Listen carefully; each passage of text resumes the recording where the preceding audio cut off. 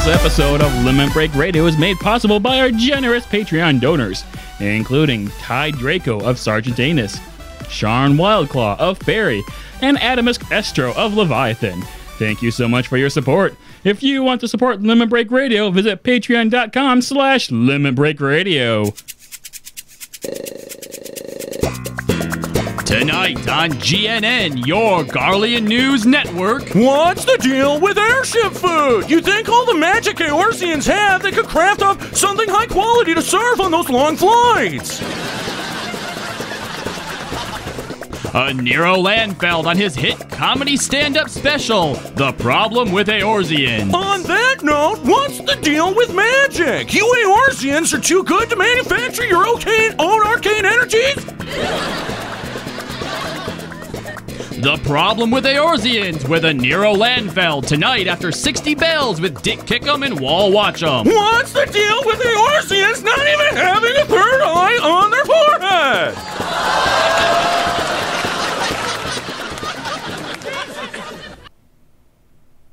Live from Eorzea.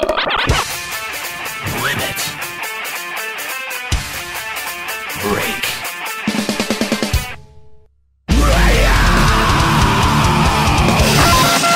With your hosts, Nero. Now behold the horror you have wrought. Kahlo. I said don't take your clothes off. Juxtaposition. I don't get it. Ascalia. Holy shit, totally forgot about him. And Mika. Oh my god. LimitBreakRadio.com. 5, 4, 3, 2, 1. Welcome to Limit Break Radio, episode 136. 136. I can't believe it. We blink, the time flies, and suddenly we hate this game and we're on episode 136. I was going to say, I feel like time's been crawling since episode 100, and it's probably because we're not having fun. Well, yeah, that's the thing, is that, we may not be having a ton of fun with FF14 as it exists, but we do have a ton of fun with this show. Thanks for joining us. LimitBreakRadio.com is the website, twitch.tv/LimitBreakRadio. You can join us every single Sunday, starting at 4 p.m. here for 2 hours of the best Final Fantasy XIV podcasting that you're going to find anywhere, ever. Ever. I'm pretty confident in that statement. As we switch our scenes to no studio up because it's an oversight that I have made. Wow. Fired! Yeah, I know. Aww. They can get a good look at our outline here today. No, don't. Oh, no! That's for special Patreon $100 users and above. I know. Only. I know. Peek behind the curtain. A peek behind the curtain. See, that? You know what? That's what you get when you join us here for Limit Break Radio. What the hell is wrong with you? You can see live on words. Twitch. You know what? I think the fact that we presented Checkpoint Radio in between Final and Countercast today, the Checkpoint Radio podcast in between Final and Countercast and Limit Break Radio today, we're allowed to let a couple of things fall through the cracks. We're not going to be able to get everything. What? What? We're supposed to be like podcast professionals. Well, People we look are. as a profession. We do podcasts. We are professionally. We are. And that's the thing, is that we've been able to recover, and that's why we are such pros. Welcome to the show. Thanks for joining us here at twitch.tv/Limit Break Radio. Glad to have you along. Got lots to talk about, but the thing is that we also want to talk to you. One of the great parts about this show is that you get to be a part of it. Limit Break Radio on Skype, 810-515-8715. Don't be a bitch. LimitBreakRadio.com/Discord. This is only for the brave. Yeah. The truly brave out there in the audience. Because as you guys well know, we can be sometimes a little bit of assholes. Mean. We're meanies. Sometimes we're assholes. But we don't mean it. It's all jokes. It's all in good fun most of the time. Come forth, coward! Everyone in the studio looked at Juxta when he said that. I mean, almost That's both of you. Yeah. Yeah. And Nero just always looks at me, so you looked at me. No, You that know, was a very deliberate bum, bum, bum. Where did I mention that? I think I had mentioned this on the Checkpoint Radio You did? stream, which, by the way, if you haven't followed, you can go follow over at twitch.tv/Checkpoint Radio. If you like this show, most of the same people are involved in this show ones. that are involved in that show. And, we really want to be able to grow Checkpoint Radio, so we encourage you to check it out, twitch.tv/Checkpoint Radio, checkpointradio.com. But I had mentioned this, Juxta, because we had switched up Norris and Joe's seating positions. Oh, so now I'm sitting in Right, where 'cause- Norris sits? Yes. Well, actually, technically, it's Norris is sitting where you sit, because you always do sit there for Final Encounter Cast and Well, yeah, Limit Break Radio. I have sovereignty in this domain. Well, what it was... He is the interloper. What it was that you had accepted the responsibility of Drop Master, and so far you haven't given us a good reason to fire you from that position. See? Yeah, Not bad. No. and so that's why you continue to sit there. So the subtext of that is that I think we're going to start doing some drops on Checkpoint. We're gonna start making Checkpoint a little bit more like our other shows, right? And if Norris ends up being better at them than you are, we'll just replace you with him permanently on all shows. That's right. Oh, only in the seat, though. I'll still be on No. everything else. No, I will. I mean, you can tell yourself that if you want. No, you'll be the new Norris, and you'll just show up occasionally for Right. LBR. Well, he has a stupid fucking baby now, so It's true. My baby is wonderful. it might actually work out for you. No. You know that whole "my baby is wonderful" thing is just chemicals in your brain that are released by nature so that you don't drown your child in a bathtub. Yeah, right? because you never used to think that any babies were wonderful. That's right. Except I never met my baby before, and my baby is the best one, so I don't see why you wouldn't. Boob for Skuro. Boob for Wow, boob for Skuro. Okay. Be like this. Thank you. I Thank you, Skuro fan club. Yeah, thanks for At money. least like Ascalia, like we can understand boobs for Ascalia, but I know. Skuro doesn't deserve anything. Girl special. already has boobs, technically. Here's the problem. We really do not want to go back to our super talented animator that gave us our Noriko Ascalia. Star. Yeah, Noriko Star. That gave us our Ascalia animation. We really don't want to have to go back to her and get a Skuro Ugh, gross. animation. Because if anyone is getting really cool animations next, it's definitely not going to be Skuro. No. It's going to be me. Okay, Right. you can have giant exploding boobs. So anyway, Okay. I mean, Do you not want giant exploding Nope. boobs? I don't. Is that a thing that you really want? How is it not a thing you want? I mean, it's a thing that I want to watch to masturbate to, but it's not a thing that I want to happen you to me. masturbate to me. No, I wouldn't masturbate to you. I don't masturbate to Scalia either. Daddy masturbate. It's just it's the idea that gets me rock fucking Did you say hard. man crush? You know what? Yes, a little bit. A little bit. Damn, you're cute. I know. You want to ditch this podcast and go rub dickheads in the back? These are so gay. I know. It's okay. Anyway, it's okay to be gay. It's 2017. Celebrate it. Gay! Not just that. I mean, Gayest dude ever. Jesus, we have a lot of gay drops. Yeah, we do. Wow. I guess I never noticed. Maybe I'm trying to say something. Maybe I'm saying. Maybe that's a. Touch his dick! Is that what you're trying to say? Wow. It's over here. When you look at the commonalities among all of those drops, you might think that there's something. Eat it, dick! You might think that. Wow, that one. Combo breaker. I don't get it. One of these things is not like the other. Anyway, so thanks for joining us. LimitBreakRadio.com is the website. Oh, Jesus, what now? Hashtag Juxtaboob Fund. Hashtag Feed Hungry Baby. Hashtag Mute Juxta. Feed hungry baby. I like that someone donates $80 for the Skuro Boob Fund, but you get $5. Do you have the donation window open on your? Yeah. Okay. It's weird. Yeah. It's weird. That time I didn't hear as much of an echo. Yeah. Did you do something? I didn't do anything. I swear to God. What is going on? Do you have the power to make the echo go away? I don't. Maybe there actually Are you is Zodiark? there might actually be a mistake on your end, Jux. You want to double check that? No. See, but the thing is that the Echo donations are like, I feel like they've now become symbolic of like part of the show. Every time we get a donation, it's like we get 25% more of the Echo. I hate you so much. Right? Give us more Echo. I appreciate that pun so right? much. Thank you. Like, no, I'm speechless. I thought it was so clever. Thank you. You know what?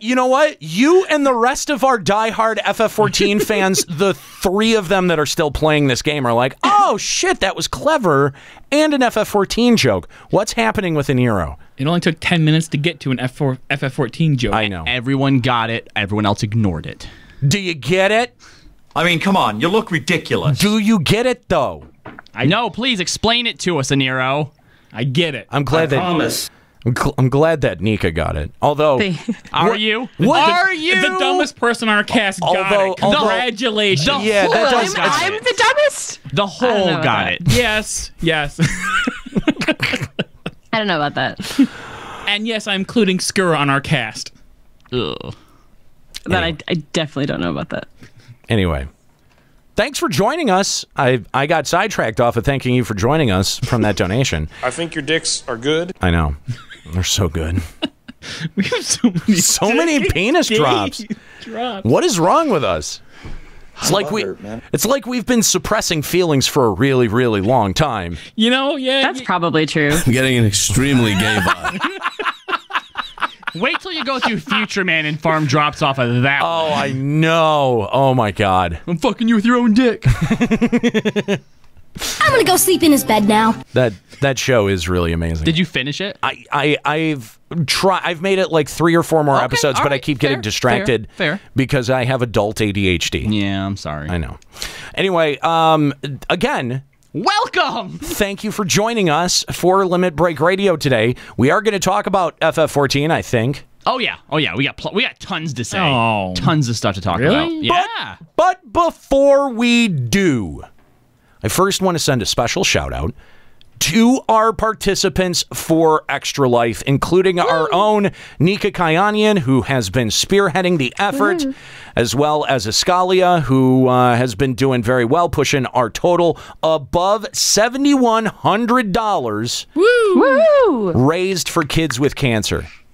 You guys are fucking amazing because it's our listeners that make that happen. It's not us, it's our listeners.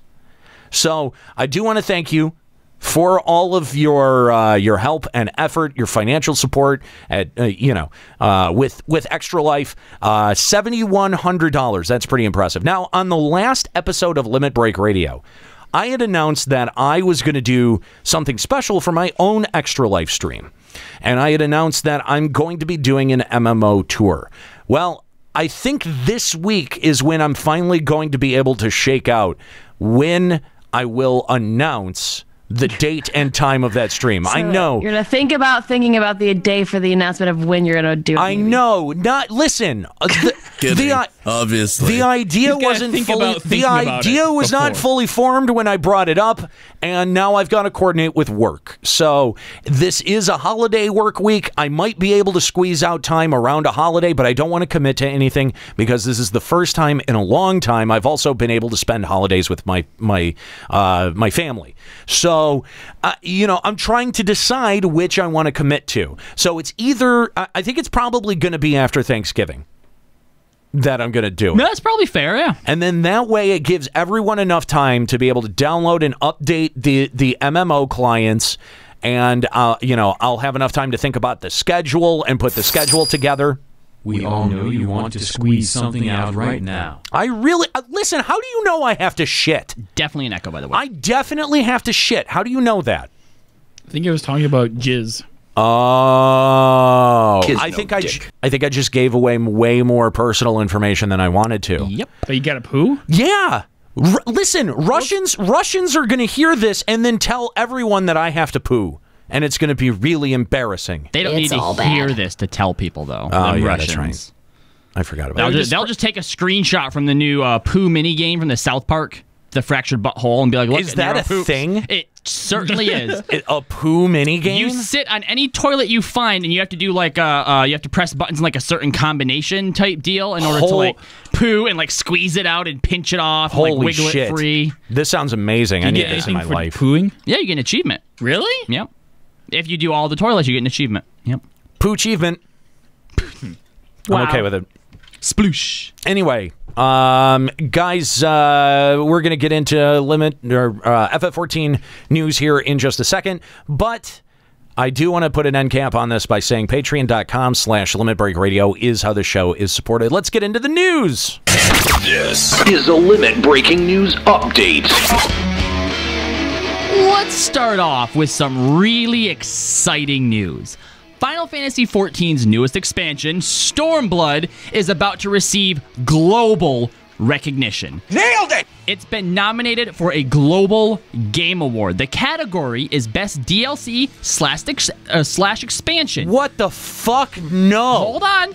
Now, who do these awards come courtesy of? Why, none other than the universally recognized and interdimensionally respected GameDebate.com. Please tell me that Square-Enix is not promoting this. It's contenders. You want to know who they're up against? Who? Forza Horizon 3. And you realize they do DLC, but XCOM 2 War of the Chosen. Okay. And Horizon Zero Dawn The Frozen Wild. Well, clearly it's going to be Horizon Zero Dawn. As of right now, FF14 is leading with a staggering 59% of the votes. Okay. All right. So I'm going to... Let's just call a spade a spade. Couple of things. Game of the year, Final Fantasy 14. Couple of things. Yeah. Last I checked, game-debate.com, excuse me, is not quite... They don't quite have the pull that an IGN or a GameSpot has. But it's a global game award. Yeah, everyone from around the globe can game debate on it. Okay, hang on. They are master debaters. Listen, on Checkpoint this year, we gave out an award for Checkpoint's High Score Hall of Fame game. Right? Yep. Okay, did we actually try to take that seriously in any way, shape, or form? That was clearly a bit, and it was a goof. Uh-huh. Why would you try to do something like this seriously? Like, you must think that... I think they're overestimating their audience. Well, as of yesterday, they were actually at 89%, so it's like you have this absolutely no-name website that no one knows about, and FF14 so what you're saying happened to stumble across it and gave it out to the fan base, and the fan base was like, "Argh!" Yeah, that sounds right. This is skewed data. This is how we won Ultima Final Fantasy's podcast awards and why they didn't put us on it the next year. This is why. Facts. Fake news. No, real news. Alternative facts. Speaking of real news, we got a preview of the upcoming patch 4.15, which will include Rival Wings and the much anticipated Perform feature. Oh my god. It gives a bit more background on the event lore-wise. Hang on, we talked. Wait. So hold on, you're going through this too fast. Hang on, no. Like I guess I missed something. I wasn't paying attention somewhere.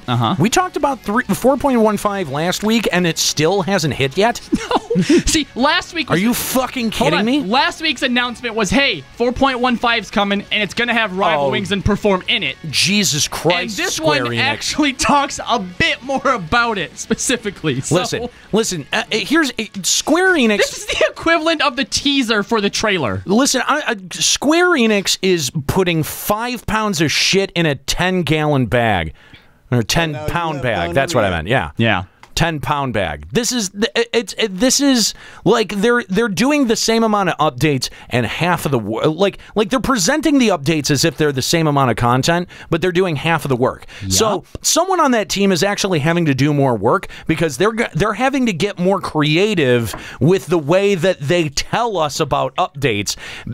Like, someone there is basically Herman Melville and getting paid by the word. Does anyone want to bet me that before patch 4.15 comes out, we're going to get an in-depth Perform preview? Oh, I'm sure we will. Absolutely. And Nero just died.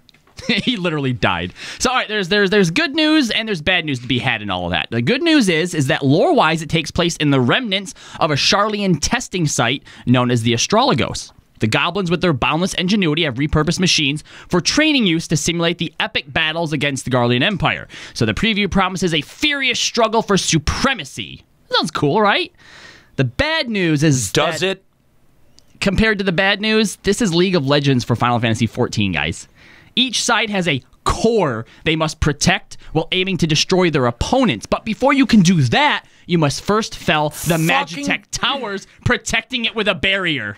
Listen, okay, so here's what Square Enix does, okay? They notice that something is popular, and then they go, we should try to make a version of that instead of putting their creativity and their creative forces into making something new. See, but do they? Because we have already discussed how there were cool things that worked in World of Warcraft that they are not copying, so I'm not really sure that they understand. That's because they're not pulling from World of Warcraft. Square Enix, in their arrogance, thinks that they've learned everything that there is to learn from World of Warcraft, and Blizzard is pulling their pants down and making them look like a fool right now. Because Blizzard is going, yeah, no, there's way more to learn here, and I guess you guys forgot, and we've got to show you. I can show you the exact line of thinking, because when this game first came out, remember, Yoshi toted that we took all the great things from Eastern and Western MMOs and put them into ours, and it was a great success. So now he's like, well, since we pulled everything from the MMOs, now we have to start pulling things from other games. League of Legends PvP. Pokemon Verminion. Yeah, like Pokemon was like a mashup, Verminion. Lords of Verminion was like a mashup of Pokemon and Yokai Watch. And I mean, it totally not. Wasn't. It's literally just an RTS. It's literally just StarCraft. All right. Sorry. Well, no, they took the cutesy approach that Yokai Watch has and Pokemon has, right? Okay. The the minions. the collectible aspect of the minions, and then I never played it, so I don't know. You actually sound like you spent time playing it. They were like, let's put StarCraft on it because that's easy to program, and and it fucking failed because it was not good, and it's also not something that an MMO audience wants. Yeah. Justin, you were actually excited about Rival Wings. You said this looks fun and I'm going to play it. Do you still think so? Yes, I always knew it was a fucking Dota clone. But how long are you going to play it for is the question. I mean, it's something new. Until you get the new gear and then done. But Square Enix seems to think... Listen, why is it that Square Enix seems to think that we want to play a different game when we're playing FF14? Why is it? Because honestly, I don't want to play Dota. I don't want to play Pokemon. I don't want to play StarCraft. I want to play FF14. And guess what? FF14 is the same shit over and over again. Am I fucking crazy here? Like, the amount of people that end up pushing back against this thought sometimes make me think like I'm fucking crazy. But listen, this is why we have a call-in line. If you think I'm wrong, I want to hear why, and I want to hear your justification as to why. Limit Break Radio on Skype, 810-515-8715, limitbreakradio.com/Discord. I will try not to yell at you. Okay, no, here. I'm going to go to bat for Rival Wings. Oh, because this is like new content, new PvP, new rules, new, like, basically a brand new system, all right? And this is what we should have had as, like, a side note for the expansion, okay?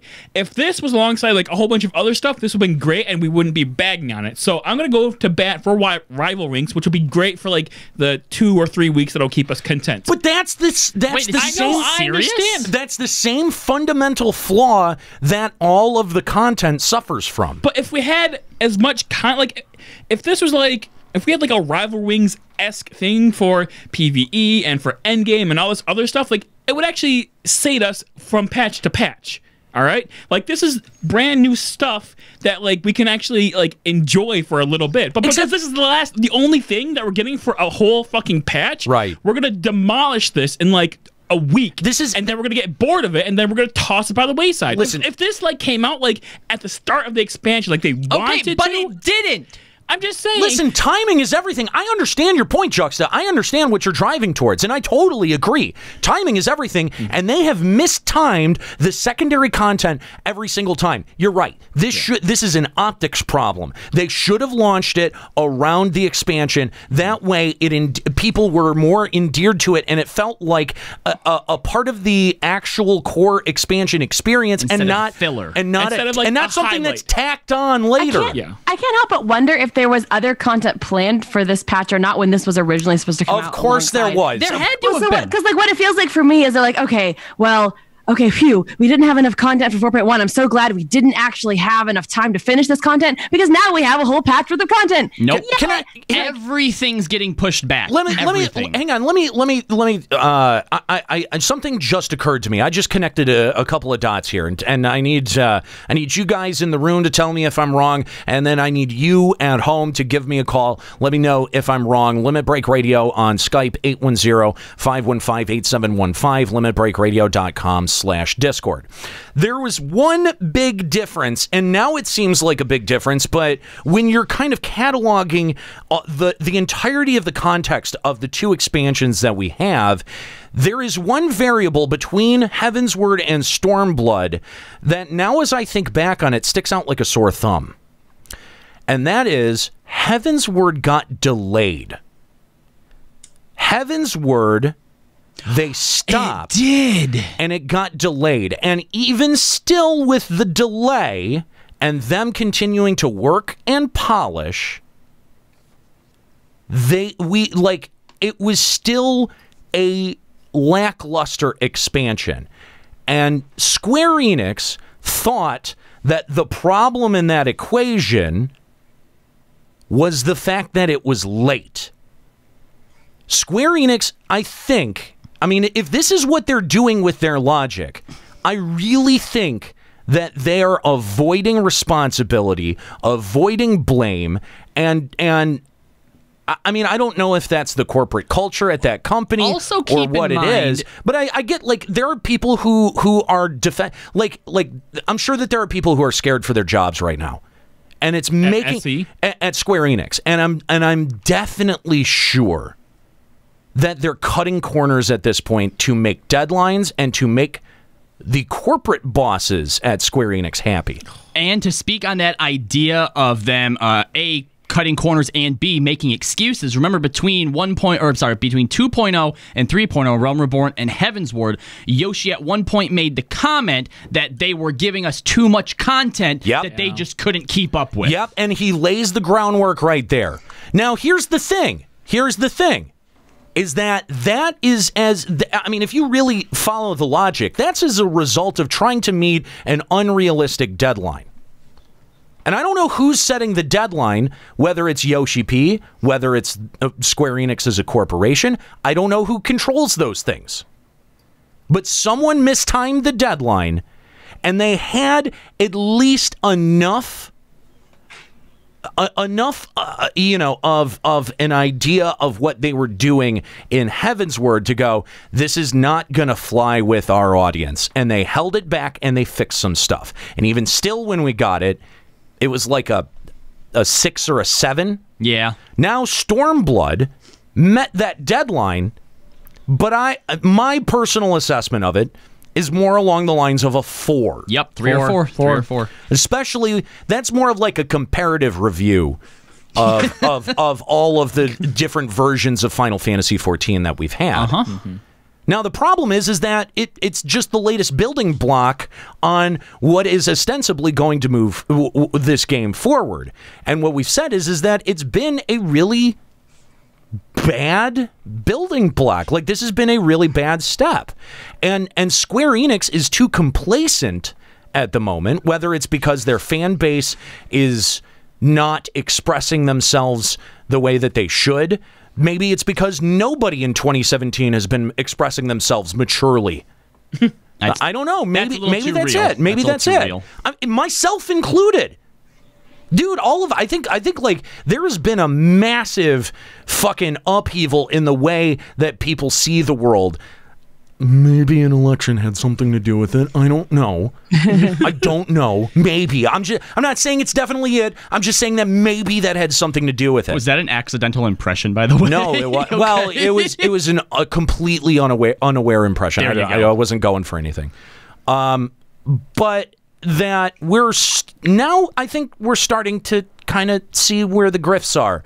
Like, we're starting to see where the seams in the fabric are. We're starting to see where the cracks are. And I don't know, for some people that makes them very uncomfortable. For me, it makes me very comfortable because I'm someone who navigates the cracks very well. Especially my crack. Speaking of... Why do we... Hold on. Juxta, why you got to take it to a gay place with me every time? No, that's a great segue into this next one. Oh. Which I can only start with, God damn it, Kotaku. Oh, no. Jesus. So, last week, and this was not unfairly... Vile murderers! We made fun of FF14 as in light of World of Warcraft's newest expansion had only an article about how a year-old emote was being used for cybersex. God damn it! Why, oh why did we tempt fate? Inside the brothels of Final Fantasy XIV. Fucking stop! No, this sounds like an article that should have come from Motherboard, but no. Fucking stop! Even Kotaku puts out its fair share of duds. Now, did anyone actually read this? Because holy shit, it was cringy AF. I read it. Listen, oh my God, Nika! I don't know how you could get to the end of it. Nico wrote it. I got 4 sentences. I got 4 sentences in, and my balls retracted into my body, and I was like, at the risk of them never descending, I think I have to stop reading this. How far did you get into it, Jex? Because you also quit halfway through, right? I read so you tapped out too. I read like 3-4 paragraphs down, and I scrolled, and then noticed to see how long. No, I noticed I scrolled down a little bit to read more, and then I noticed how little the bar in my internet browser moved, and I'm like, oh no. So I scrolled more, and I'm like, oh my God, this is so long, and I tapped out. Yeah, it's not that long. It really is. Now, me having to write the news, read the whole thing, and nearly went and swallowed a bunch of pills, but I don't think I have anything potent enough to actually kill me, so... Yeah. No, Kookie, I actually realized that in the last article that she published that we tore to shreds, is that we've had her on before, and that's fine. I mean, you know, I appreciated her Friend time of the show. to talk about Maybe not anymore. The article comparison FF11 versus 14. But dude, but hold on, come on. All right, here's the other thing. This is such a bad representation of our community. Like, I'm not. Listen, is it? Hang on. Stop. Hang on. It is a fair representation and maybe a fair cross-section of our community. And I'm not going to go out there and say, I'm not going to go out on a limb and say that Limit Break Radio is the best way to make the FF14 community look good. I'm not willing to say that. All I'm saying is that this looks bad. Yeah, and I would like to point out too, dude, we look like fucking furries now. The way that these couple of articles have been presented, we look as bad as furries. Now, here's the thing. No, I would agree with you if this was someone's first article on Kotaku ever. But anyone who knows anything about Kotaku knows about online games and knows that this is nothing new to MMOs. This has existed for a long time. This isn't on the author that wrote the article. The article's fine. What makes me cringe is the fact that all of this exists as it does. Let me just... Of course it's going to exist. No. I said as it does. Like, look, we've talked on other shows about the rape taverns or the rampant ERP that happens on at the Goldshire Inn, right? And then when we try to go and find it, you know, like on Vice and Motherboard, you know, like they said happens. We go and we try to find it, and it's way more normal and normal. But just the fact that it exists, we know it exists, right? But on Balmung and Leviathan, these two ones specifically, they've franchised it.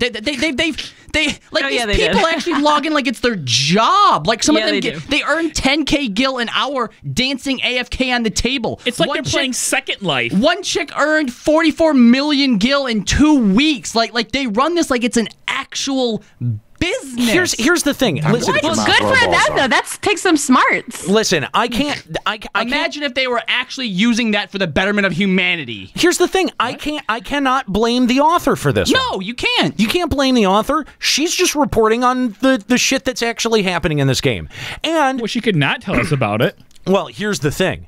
Is that this is the only thing that's happening in this game. There's nothing else to talk about. Because Square-Enix is not actually serving it with content. Thank you. And that's one of the points that I wanted to make. I wanted to blame Balmung and Leviathan, but I think the onus really falls on Yosheep because when we don't have content, this is what people end up doing. Yeah, because the brothel on Balmung has 40 courtesans. And here's the 40 people do this. Here's the thing is that this is kind of a natural part of any online game and any MMO, any consistent, persistent online world, is that you have this effect of, you know, we've finished all the content, now we've got to make our own fun.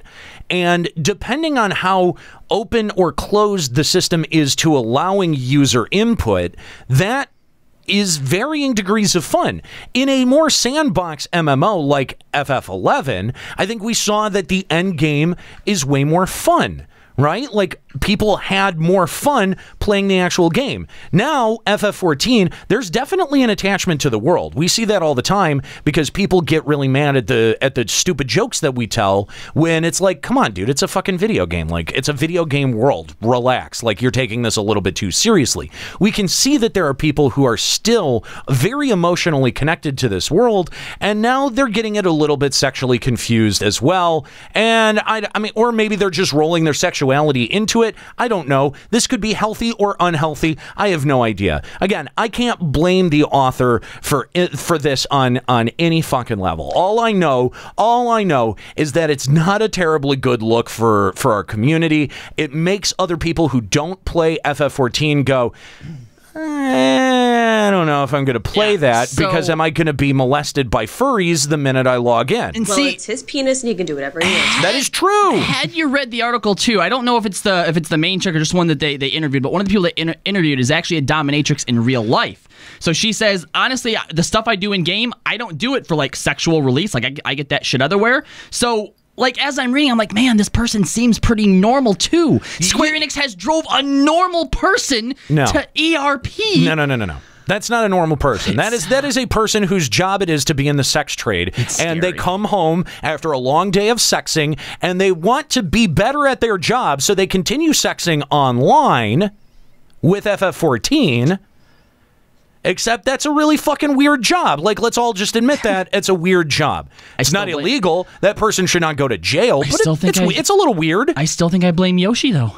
I mean, absolutely. Ultimately, at the end of the day, because, like, at the end of the day, if there was something really cool and groundbreaking, Kotaku would absolutely write, hey, this cool new content just came out in 14. Everyone should check it out. That would be on Kotaku, but instead, this is what we've got. There's nothing else to fucking talk about. I mean, not just that. Look, clearly this author is paying attention to the things that are going on in the FF14 community, and it's their job to figure out how to write about them. I'm afraid of what's going to come next. And if the only thing that's going on in the FF14 community is furry banging, then that's what you have to write your articles about. I understand. I've been in that position. That's part of what made me so depressed for so long. So you had to bang furries? Guys. No, I had to write about shit that I didn't understand and that frustrated me and that I couldn't square. Like, I actually think that this article may be a brilliant, subtle commentary on the way that the FF14 community has just devolved into absolute and complete utter shit.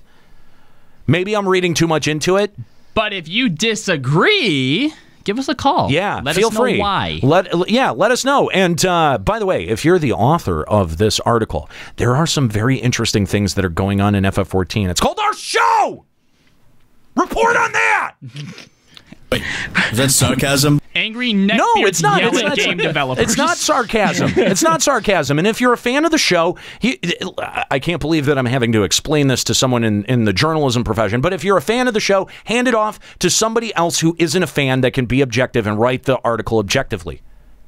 Fucking hey. That's fair. And that's all for our news today. Back to you, Nero. Yeah, Dadoy. Boy, that burned out in a hurry. And that just kind of petered out there. You're just like, yeah, back to you.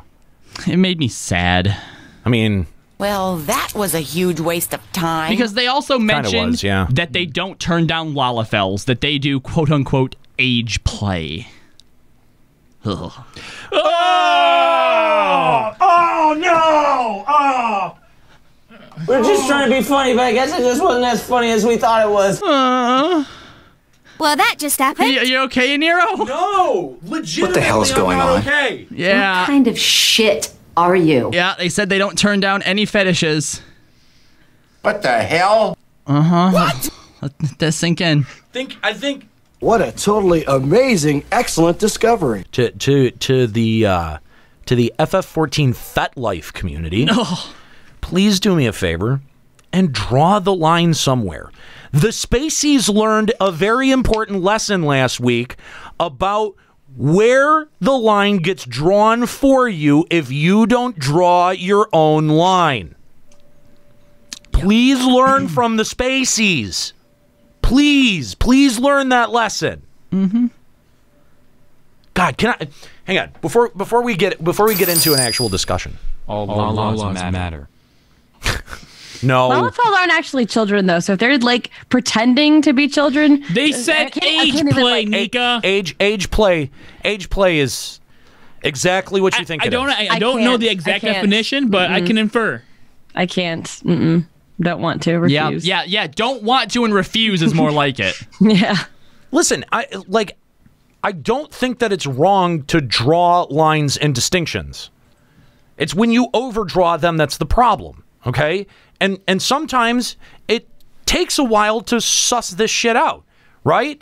Like, I think now that we're going to start going back and re-examining some sexuality, right? Like, I think we're going to really have a stark conversation about things that are fucked up about it, like pedophilia, right? And the fact that when we have that conversation, you're not going to be confused with like, oh, but what about men that think they're ladies? Yeah, that's called a trans person, and they have rights too. But this is a moral argument about children. Like what? Dude, the fact that more people aren't actually talking about this the way that, like not, dude, and it's not about video games, dude. It's about so many fucking things that we're not talking about fucking correctly. But I think it's possible. They may say, well, if I give him the outlet online, then I'm saving a child in real life. I understand. Which is possible. Listen, it is possible. Dude, I understand that Those logic. are also called warning signs. Hang on. Yes, they are. But that is, let me just say, that is a nuanced argument for a complicated problem. Yes. And that is something that takes a lot of discussion. Like longer discussion than a 2-hour podcast, longer discussion than, 7 minutes on CNN, longer discussions than you're willing to be engaged for online on fucking Facebook threads. That's a hard discussion. But there's enough of us out there that look at someone, and this is going to sound a little bit bad, but someone like a Scalia, and go, well, yeah, that person has rights. Now you know trans people. That's the benefit of coming out of the closet, man. Now you know trans people. Just like we got to know gay people, and it wasn't so scary anymore. Now listen, furries. I'm going to make a joke, but I'm also going to make a point.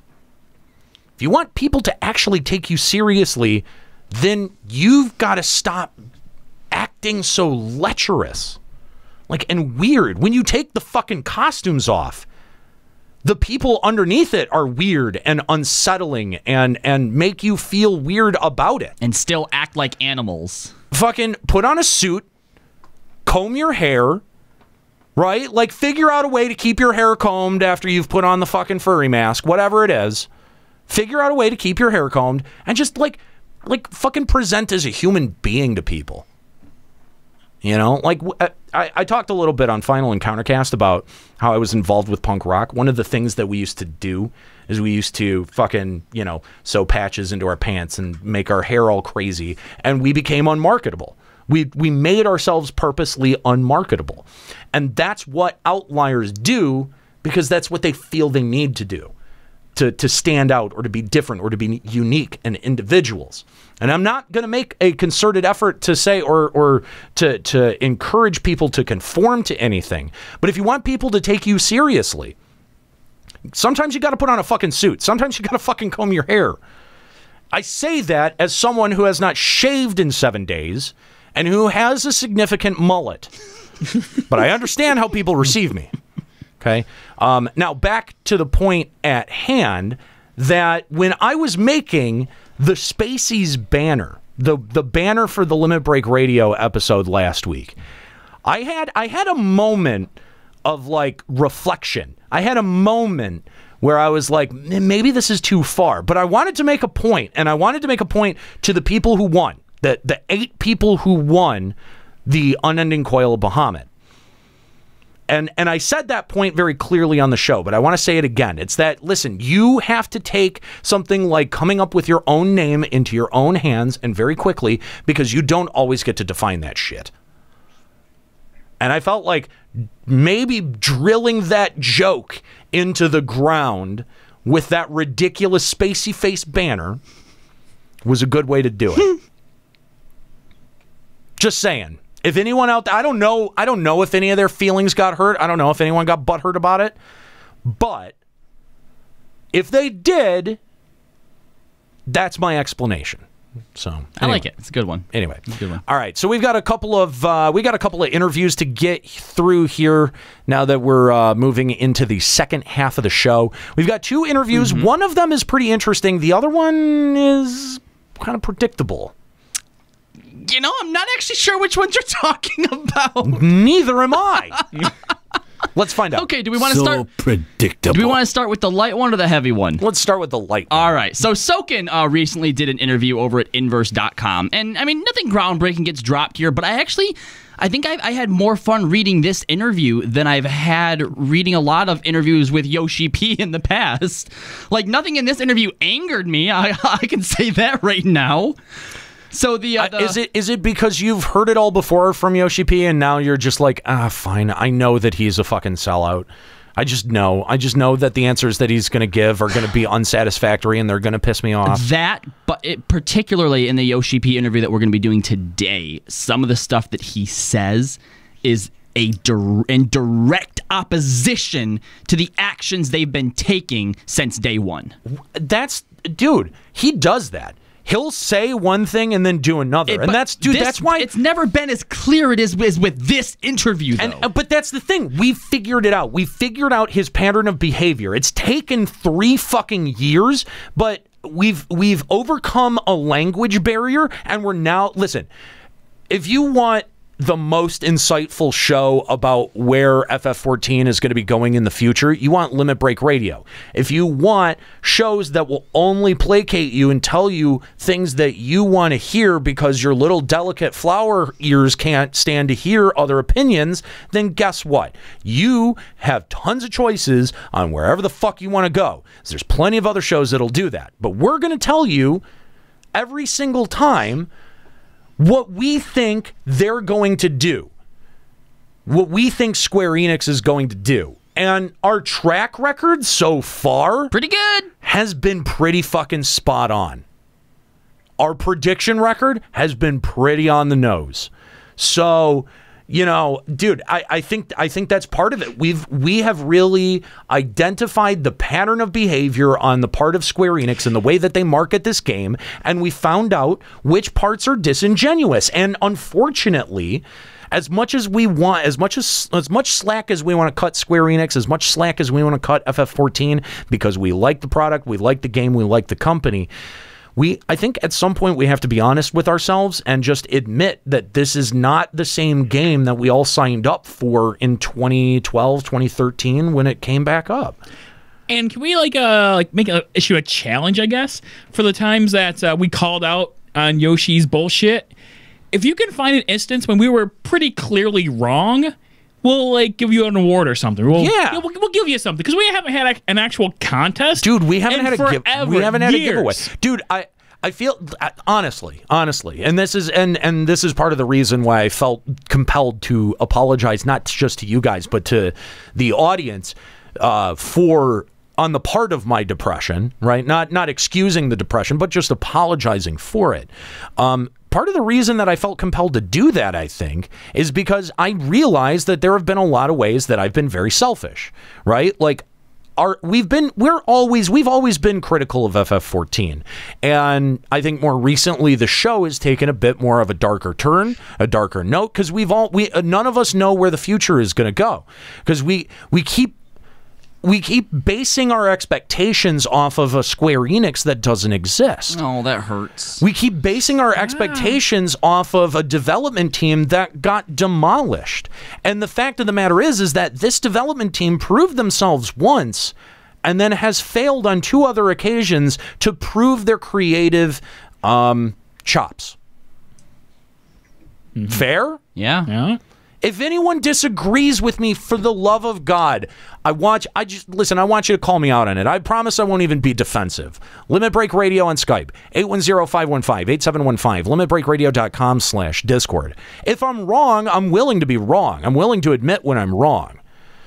And now you're catching me at a good moment because I'm in an open and receptive mood to feedback. Normally I'm not. Normally I've got my defense up. Normally I've got my guard up. And if anyone tries to tell me I'm wrong, fuck you. Not today. Not today. Not today. Not so today. Okay? So if you want to, I'm just saying, today's a very good day if you want to do it.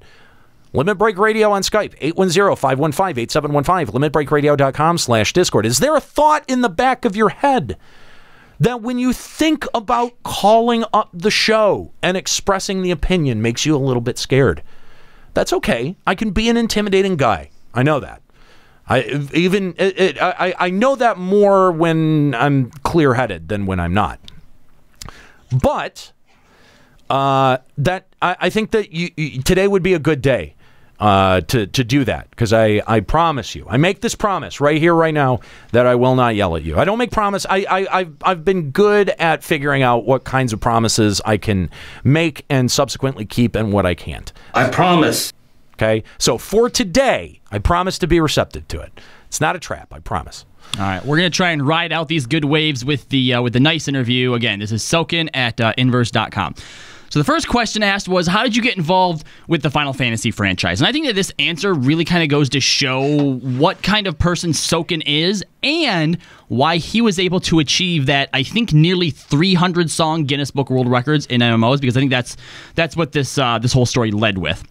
So he said, when I first came to Square-Enix, my main responsibilities focused on sound effects creation, sound schematic designs, and other sound engineering work. Now, generally, multiple people would handle these things, but I really wanted to achieve something specific with my ideal sound, so I enjoyed doing these tasks alone.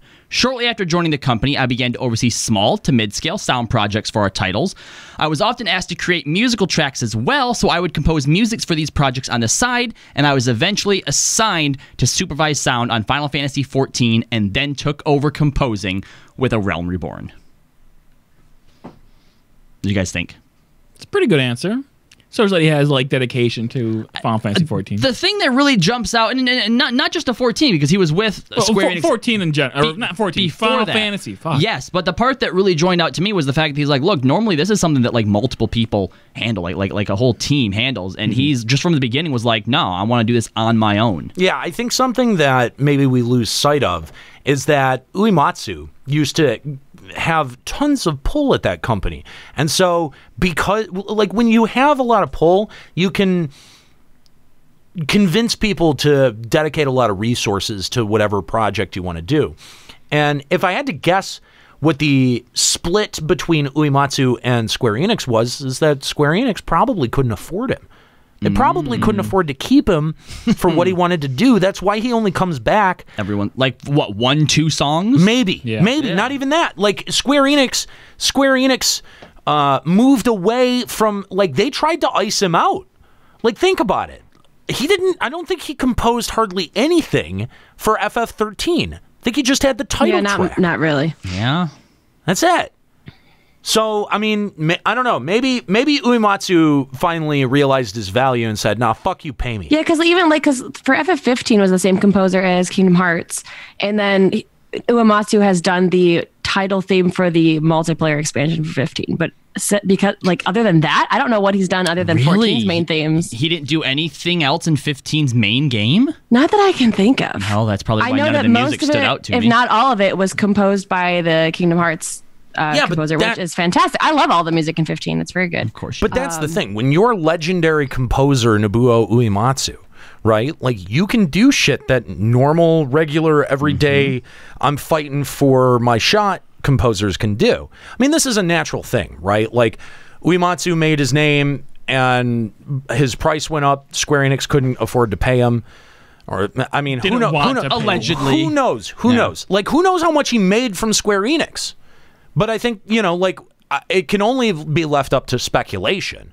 And I think that that's a pretty good working theory. Maybe I'm wrong. I don't know. Let me know. Call us. Limit Break Radio on Skype. Old and tired. 515-8715. Wow, way to be ageist. No, like seriously, I think he's done a lot for this company. I think he's kind of just burnt out. He's done a lot for the industry. He still goes to Distant Worlds concerts. But he's not retired in these things. Yeah. He's not retired, and then he pops out of the works for like doing the main theme for Comrades, and then he disappears again until he feels like he's ready to do something else. He's like Batman. He's the Batman of video game music.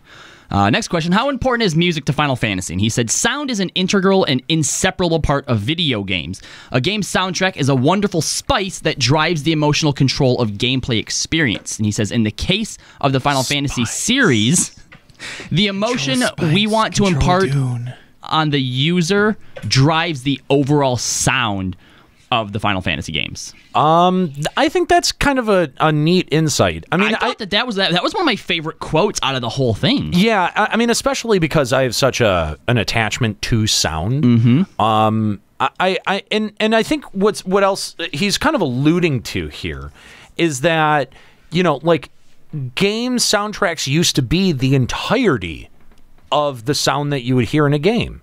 Like you would have some effects limited by the cartridge space.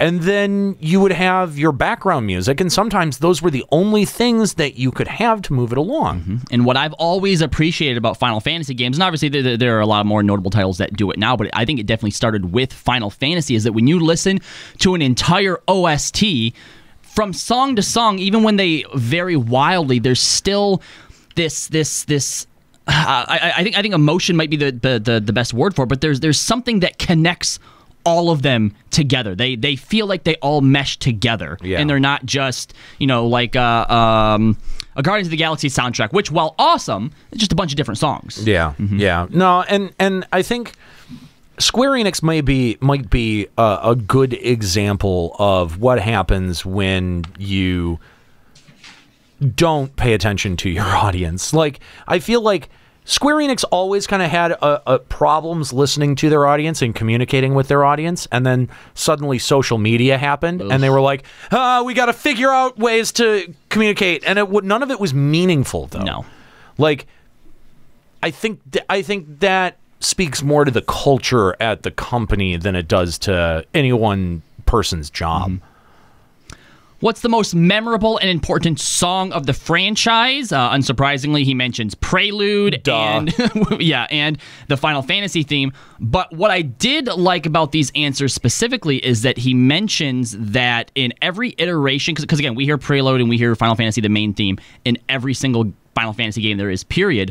But they're always done in a different way that really sort of captures the essence of that game. You know, recently we had the opportunity to sit down with Distant Worlds conductor Arnie Roth, and you know, we actually had a very similar question for him. We asked him what his favorite was. Yeah, about which of the Final Fantasy songs are his favorite. So here's the thing. We're going to be featuring that interview on Checkpoint Radio. So if you want to hear it, you've got to make sure to be... What was his answer? Well, but I'm not going to... If I gave away the answer, then why would you listen to the show? Got to listen to it, checkpointradio.com. And that's going to be probably this week. I want to say that's when that interview is going to be... going up. So you guys can look forward to that. So this next question, I'm going to want both Aniro and Nika's feedback since you guys played 1.0. But the question was, what were some of the greatest challenges composing music for Final Fantasy XIV: A Realm Reborn? Soken said that FF14 challenged the unthinkable by rebuilding a game from scratch while continuing live operations of the original. The sound design too had to undergo the same process of continuing to update the Laden game's sound while also creating sound for the new in-development version. That task in and of itself was quite challenging because at the same time, bringing closure to the original game and creating a brand new sound for A Realm Reborn was a very exciting prospect. We had to create music that would help to clear any stigma that may have been associated with the original, while also creating a sound with not only a completely new image, but also a traditional fantasy game vibe. So the question is, do you think that they did well in creating a new sound that was still Final Fantasy XIV, but also differentiated itself from 1.0? From 1.0 specifically? Yes. Yeah, from 1.0. Because I mean, are we talking? We're not talking about Stormblood specifically. We're talking about 2.0 and onward, right? Yes. Basically, when A Realm Reborn, because I think it was Nobuo who did most of the stuff in 1.0, and then Soken took over for 2.0. Yep. Yeah. Yes. So basically the question is, what was the challenge? And he was like, look, making music is one thing, but making music for a game that already has an image and that's technically already still live, while also having to come up with something new to differentiate from the failed version was a big challenge. Yeah, I can see that. I could absolutely see that. And I think that Soken is his talent is on display, rising to that challenge. Yeah, you have an entire game's worth of a soundtrack, and now what do? You want the problem there is, and I think that Soken very aptly identifies it right here, is that your main challenge is to make the new stuff thread in with the old stuff while avoiding the stigma of failure in a way that seems seamless. And yes, that's true. You do want to avoid the stigma of failure. Maybe that's one of the calculations that Square Enix was relying too heavily on, was trying to distance themselves from the failure, because this is interesting, because if you're trying to distance yourself from the failure of 1.0, naturally you're going to devalue the players that were at the 1.0 stage. Now, what I think may be happening, and this is really interesting, is that theory is coming back to bite them in the ass, and their fear of repeating failure is on display in the way that they repeat content and do not vary their content. They realize, listen, I think that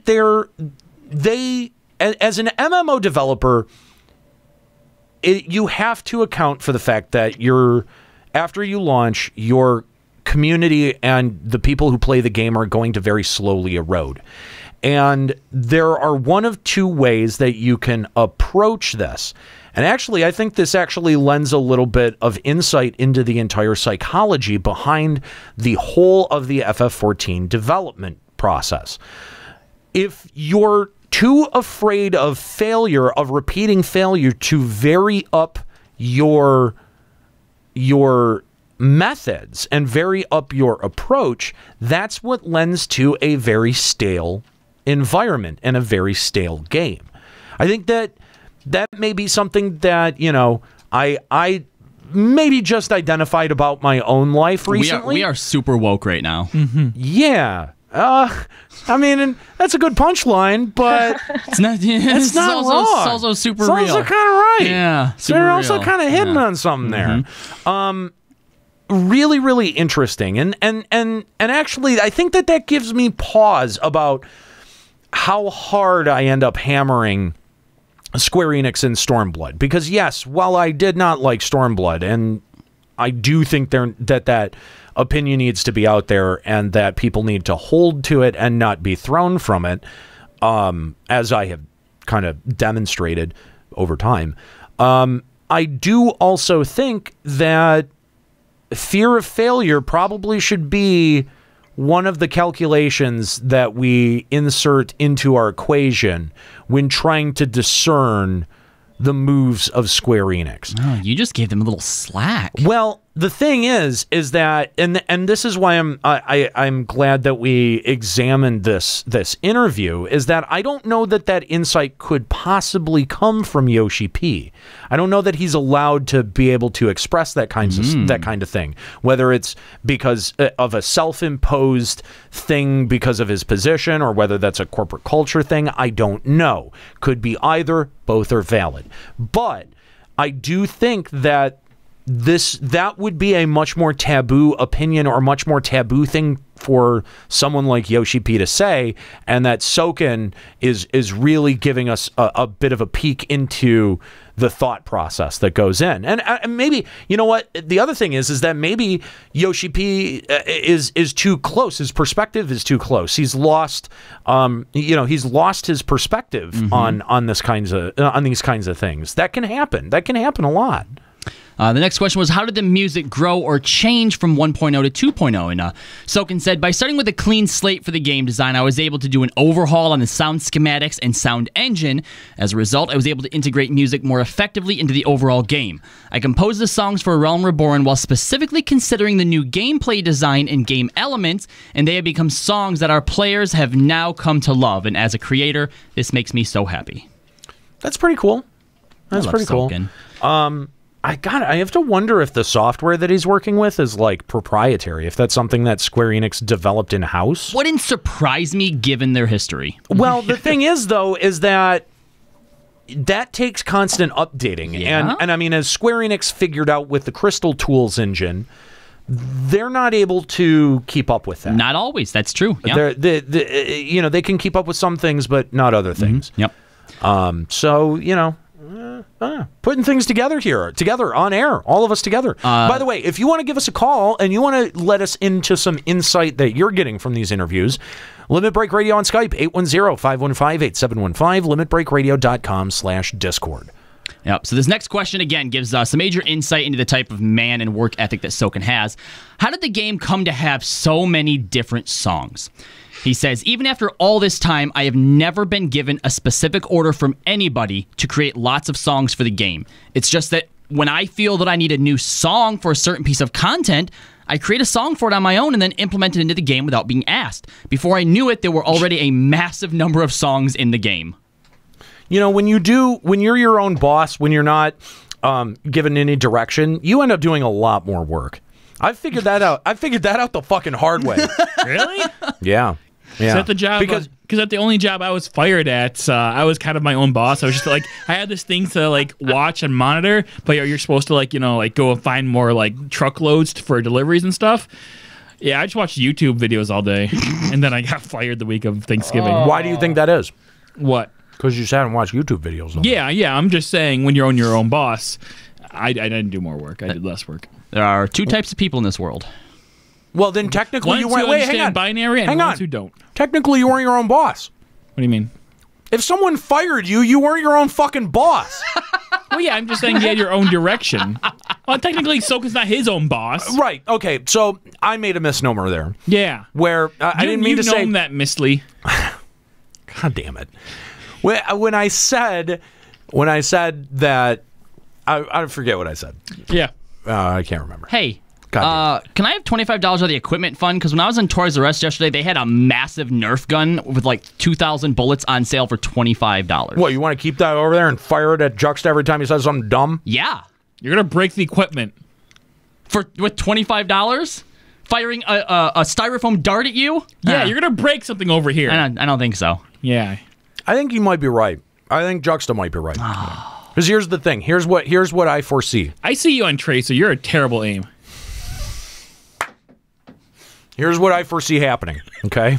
Here's what I foresee, is that you're going to whip out the gun, and you're going to go to shoot him. He's going to want to dodge, and he's going to take the entire desk with him. Okay, because he's like, fair. He doesn't know his own size. Fair. So I didn't break it with the gun, but his reaction breaks something. Right, yes. Let's just game this whole situation out. You're right. Let's think about it logically. Because he's so fat. Because you started the chain of events, it's your fault. You are literally a rampaging hippopotamus. Listen, what I'm saying is that your reaction to something like even something as innocuous and not harmful, objectively not harmful, as a dart gun shot by Kahlo, would turn you into a bull in a china shop.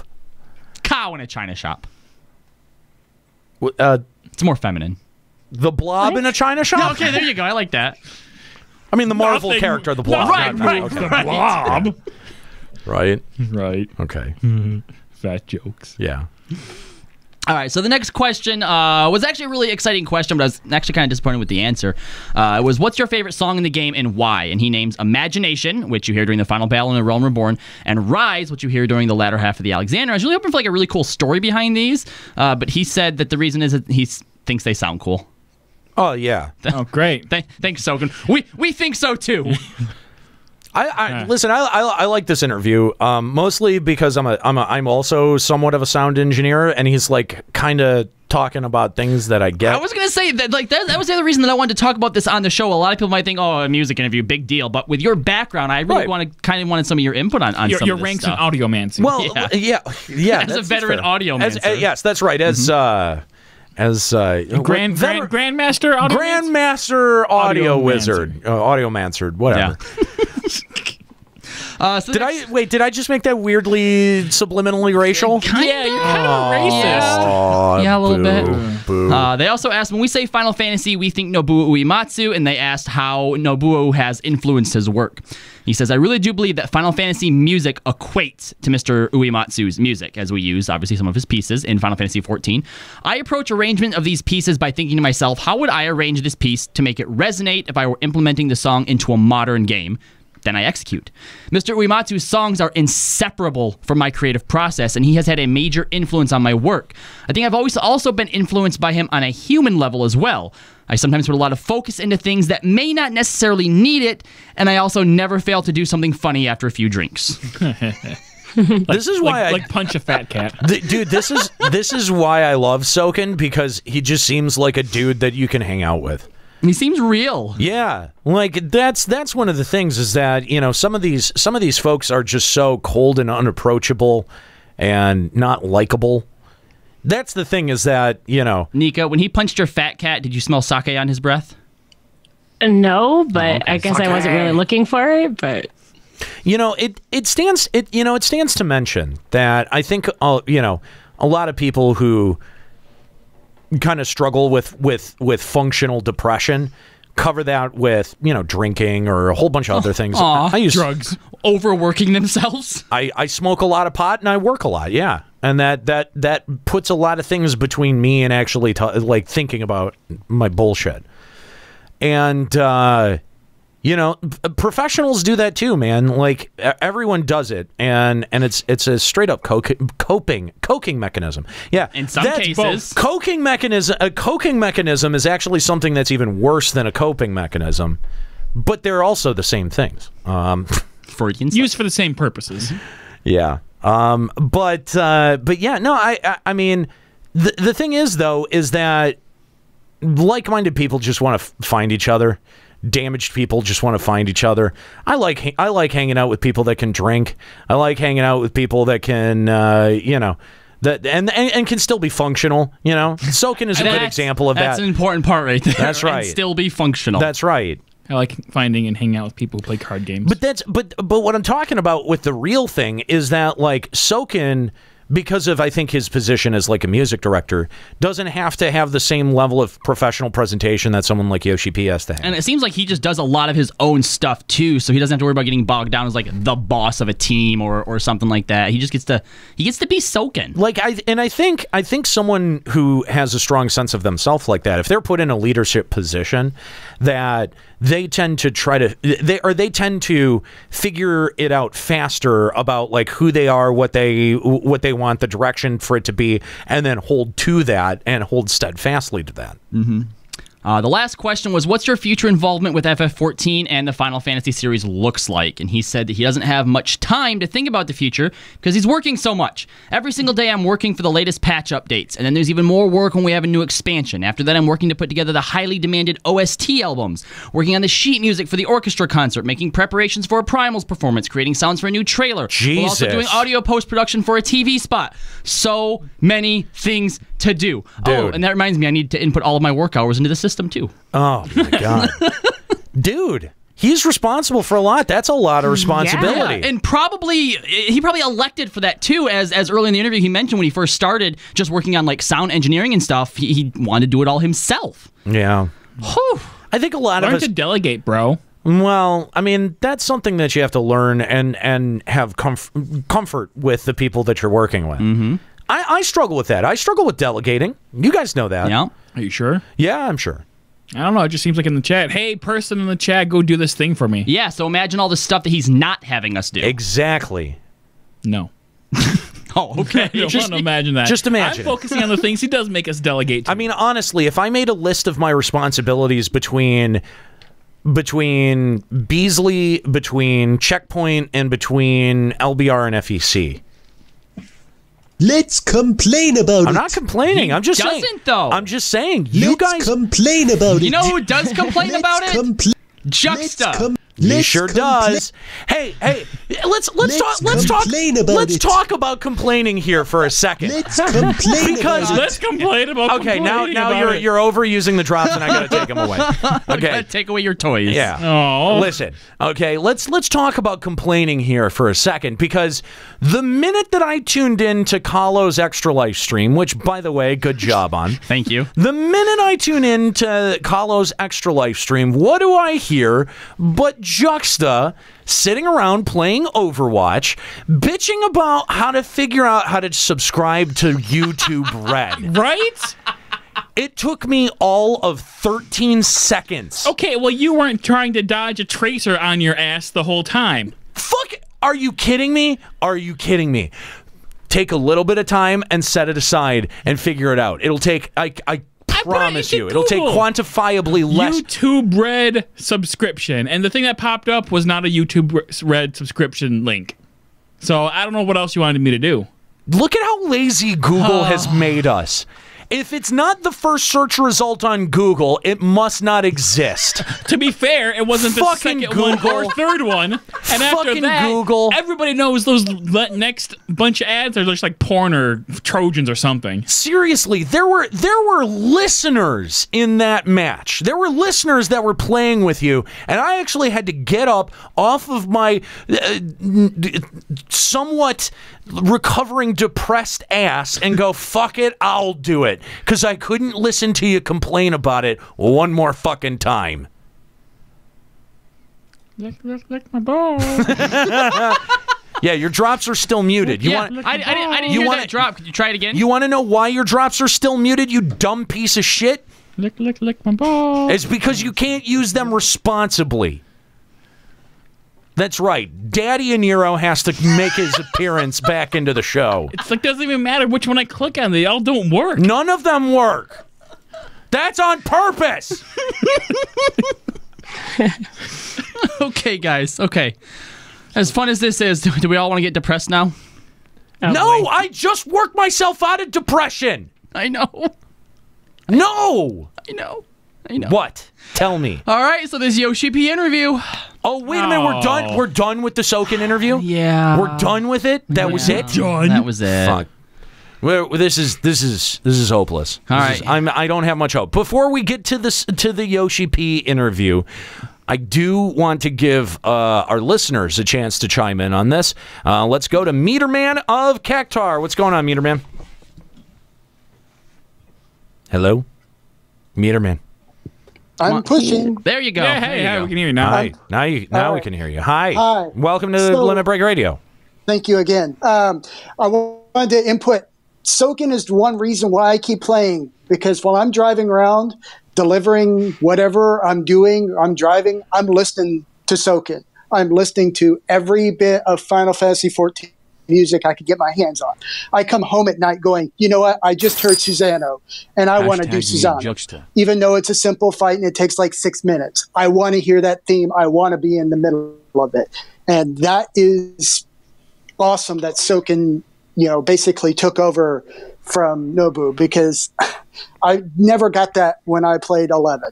Well, I never did. And I think the challenge that that the Final Fantasy series had moving. Let's complain about it. Bring back Juxta's drops. God damn it! Fine, Juxta's drops are back. Let's complain about it. God damn it! Don't make me. I will take them away again. I'm good. My hands are in the air. You're disappointing the audience. They like that joke. It was a good one. Yeah, it wasn't bad. Right. Anyway, Meterman, to your point though, I do think that Soken does an amazing job on this game, and I think that it is one of the things that, removed from the game, removed from my frustration about the way that the game has been developing, that has been one of the constant positives about FF14. Now, I know that I've said, now I'm sure that there are some people that want to try to keep me honest out there, and good on you, that's fine, I appreciate that, and they're probably going, but Nero, I remember you saying that you didn't like the music for Stormblood. Yeah, you said that once. I did say that. And it's true. And it's true. I don't actually like the music for Stormblood that much. Then that's not... I don't know that that's anything necessarily to do with Soken, but I think it has more to do with the setting of Stormblood. It has more to do with my inclination to not like Japanese culture, and really that's even a misnomer, because I've said that more than a few times. What I don't like is the Western fetishization of Japanese culture. That's what bothers me. Very specifically, whether it's anime, whether it's video games, whatever it is, it's this constant fetishization and like hyper focus on, well, everything that comes out of Japan must be awesome. And I think that was the case for a long time, because our exposure to things coming out of Japan were very limited, right? Like, anime came over in very limited quantities, and at first was very hard to find outside of like places like I don't know. I went to Dixieland Flea Market once to buy a bootleg subbed version of Dragon Ball Z, right? so like there was a market need for it, and so we ravenously consumed everything that got imported.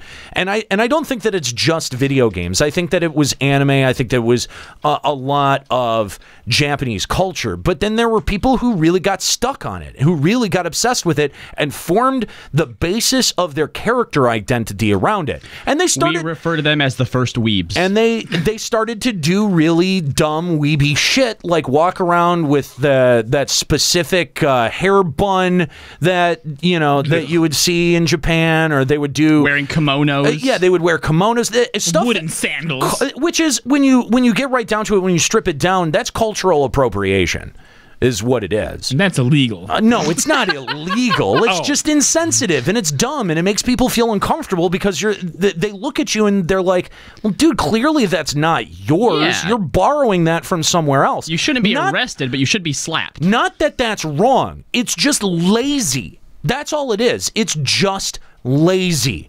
It's uninspired. And I get it. Listen, some of us out there don't really think about what we wear very often, and when we do, it's foolishness from end to end. Like when people actually thought that those shiny, silky shirts with big prints of Goku on them were cool. Those are pretty cool. Spoiler alert: those were never fucking cool. But they feel good. Only if you had the SSJ4 one. Listen, only if you had your tongue firmly planted in your cheek was it cool, and then you had to know that, because the first person that would come along and go, "The fuck is that?" you wouldn't laugh along with the joke and get self-conscious about it, right? Like, I'm sorry, was I the only one that experimented with really shitty fashion when they were 12 years old, 13 years old? I have a shirt like what you were referring to, but it's a Spider-Man shirt, not Goku. It's okay, fine. Same theory, different fucking character. I don't wear it out of the house, though. What about Hawaiian shirt? Wait, hang on. You had to have worn it out of the house at least once. Oh yeah, but not anymore. And someone said some shit. No, nobody said anything. I think at one point, like I'm at the point now where I pick it up and I'm just like, what the fuck? Then they said some shit with their eyes, because you were able to feel it, whatever it was. You were able to feel that judgment. I just figured it out at some point. Oh, then you are congratulations. It was my own judgment. Congratulations, you have self-awareness. Yes, you leveled up. Woo!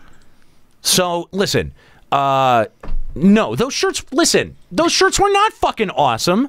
Yeah, they were. They feel nice, but you don't wear them out of the house. Like the shiny ones? Severin85 in our chat says those shirts were awesome. They definitely were not. I had a shirt once that was like a button shirt, and it had like a spider web like print on it. Oh no! And it was like metallic silver, like in the in-game dyes, and it was really cool. Well, I wore that to school a lot. Honestly, those shirts are really just extensions of those really, really bad club shirts that people used to wear in the 90s. They used to wear them out to clubs, and they'd have like the puka shell necklace, and their hair would be too gelled to their head. The guy who did it would be slick forward and spiked up like Ricky Martin would. Yeah, no, we all did that. The hair glue? Like all of us to some degree or another did that shit. At BlizzCon, the guy who did the World of Warcraft presentation was wearing one of those shirts with like Illidan's pattern on it. That guy's so cool. No, he wasn't. He really wasn't. Because of his shirt. No. Awesome. No. Anyway, Meterman, thank you for the call. We appreciate it. If you'd like to give us a call, talk about whatever you want. If you want to, I don't know, you want to talk about shiny Goku shirts, then give us a call. Tell us why we're wrong. Limit Break Radio on Skype, 810-515-8715, limitbreakradio.com/Discord. No, you're not, you're going to have, listen, if you want to call up and argue shirts. Fashion. You're going to have a tough time. You said you wouldn't yell. I did, you know what? In all fairness, I did say I wouldn't yell. Yep. I did say that. Yeah, that's right. Yeah, I did. You have to have a rash. I can yell, though. Did you ask me if I have to have a rash? No, I was about to say that you do have to have a rational conversation, but then I realized I could yell. Well, I don't have to have a rash for you to call in. Yeah. Do you have a rash? I don't have a rash. What if every time someone called in, you developed a rash? Think that would get them to call in? I think, you know what?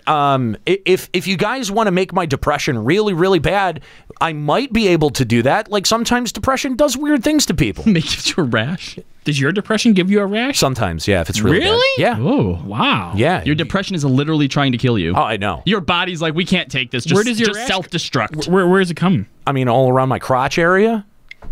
You sure that's from depression? That may be crabs. That's not a depression rash? You're sure? You're sure? Because like I got the same rash, but it was not like on my loins. Then just realized I was chafing. Chub rub, it's called. Chub rub. Yeah, exactly. So you should probably go to the doctor. Oh, and not have sex. Well, but that's not gonna. I mean, that's not. No, that's not gonna happen. I'm not gonna stop having sex. Well, I mean, with like your hand is fine, but like other people, blow up dolls are probably fine too. Don't chase away anyone that you want to have sex with again. Well, wait a minute. The penalty is AIDS. What? Oh my God! What was the first part of that? Okay, I'm just gonna replay that one because we have to hear that again. Hold on one second. Like, that was all right. I can't get it. It's not popping up. Oh, you failure. A little bit. The P in the penalty is AIDS? The P in the penalty is AIDS. I guess so. The P in the penalty? Is that it? Dude, you guys have got to fucking type your shit better. Like, honestly, if you know that if you know that a text-to-speech voice is going to read your shit, why don't you proofread? Or just type it phonetically rather than actual spelling. That too. You're asking way too much of our audience. I know. All right, here we go. You ready? Okay. You guys ready? I think we're asking way too much of Juxta. That's probably true as well. I can do it right now. You said you could do it, and then it took 4 minutes. Yeah, well, not 4 minutes. We're going like 5 now. The P of the penalty is AIDS. The P of the penalty is AIDS. The fuck does that mean? I'm really trying to figure it out. I think the meaning is the journey that we had along the way. Maybe. maybe this guy is as clever as David Lynch and has figured out TPIA. The penalty is AIDS. Oh! I get it now. And we got more money from him. Idiot. TPIA. We can make that shorthand now that we understand what the fuck you were driving at. And it wasn't going to PIA. To P to penalty. I don't even know. TPIA. AIDS! All right. Anyway, so did we decide that I have to go to the doctor now? Yes. Oh. Please. Or don't, not. Don't scare. Maybe you don't have to. Don't scare this doctor away. Well, hold on. Do you have the rash right now? I mean, because you're not depressed right now, right? Right. No. So there's no rash. The rash went away. Okay, then you're fine. Yeah. See, that's what I was thinking. It just goes away. Right. Okay, you're fine. You do know that I had to use implements where you were sitting like a crotch post while I had it, right? And implements? I mean, just everything. Everything in your general area over there. If I wasn't masturbating, I was using it to itch my itchy crotch. Including the straw? Including the straw. Okay, this interview, guys. So I'm sorry. We needed a brief palate cleanser in between the two. Sloppy. Fair. If you want to give the show a call, Limit Break Radio on Skype, 810-515-8715, limitbreakradio.com/Discord. We will take one more call before we get out of here. We've got about 15 minutes. About 15 minutes left in the show. How about that? Also, we'd love to hear your feedback also on what you think of the new 2-hour format. So you can feel free to send those. You can tweet us at Limit Break Radio. Find us on Facebook at Limit Break Radio.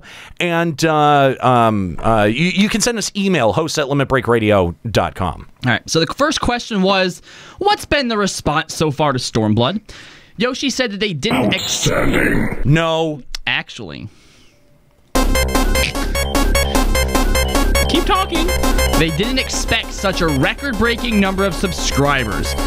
He said that they received a 90% on Metacritic, which Yosheep points out, that's something that's hard for an MMO to do, and he is very proud of Stormblood and wants to keep the momentum going as they offer new ideas and plan for the next expansion. Yeah, that is, you know what, that is very difficult for an MMO to do because the standards, the expectations are so high around an MMO, and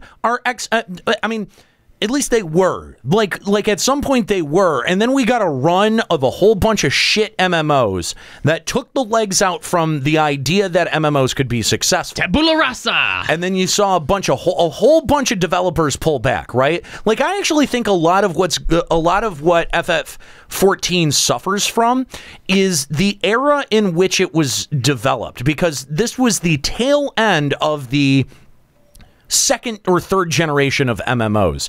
And I think we're in a period now where, you know, the technology and some new ideas have got to shake out in places like Ashes of Creation, in places like Age of Conan. And you know what? Maybe Square Enix moving on to a new MMO is not the worst thing that I've ever heard of. The problem is that can they as a company justify it? Or will they? They won't. So this next question, this is the one that really got me going. The question was, do you feel that things are getting easier with each update or harder because you are adding so many new things? Hashtag sarcasm. What? /S. I hope that was sarcasm. Hang on. Who's this interviewer? This is Gaming Union? GamingUnion.net. Yup. Listen. Did they play this game? I don't know if they do. Let me just draw a distinction between the caliber of questions that are being asked in this interview and the caliber of questions from Chili that we read on the last episode. Aww, I love Chili. I love Chili too, and I love Chili even more because they ask the right fucking questions. They ask good questions in that PlayStation Universe interview.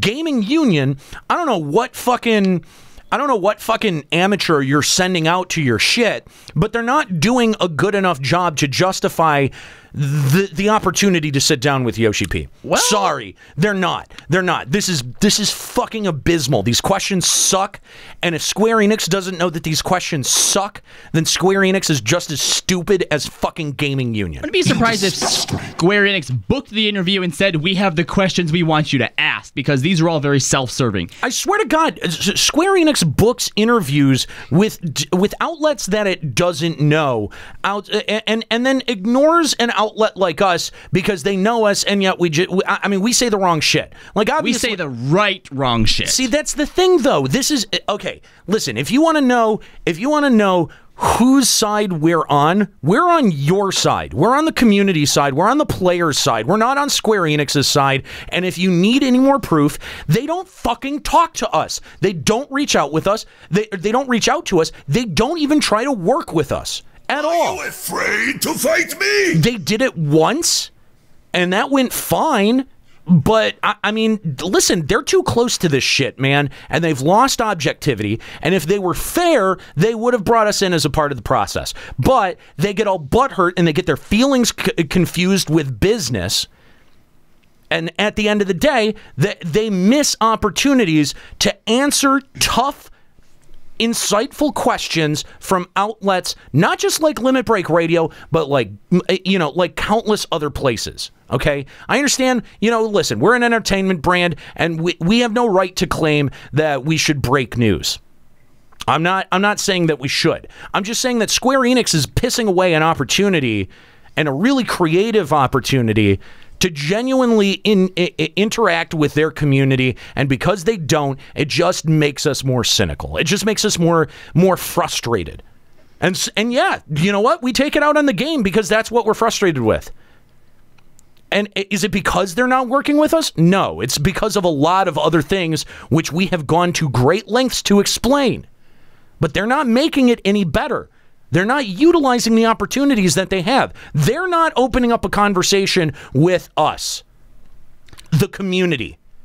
Okay? If you want to put this into an us versus them dichotomy, and you don't have to, but if you want to, we are on the side of the community, and we are challenging what Square Enix is doing. Now, not all of the community is going to see it the way that we see it. But I think that we've made a really good case in the 3 years that we've been on the air, in our actual content, in our fucking show format, that lays the groundwork to say, listen, we're the ones that you can trust, because we're not going to bullshit you, we're not going to jerk you off, and we're not going to tell you the shit that you want to hear.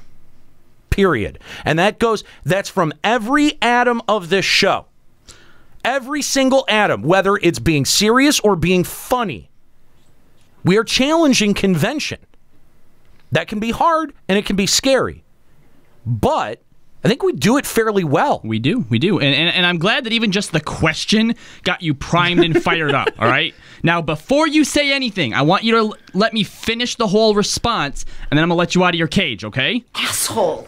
The answer, and this was again, has it become easy or harder for you with each update?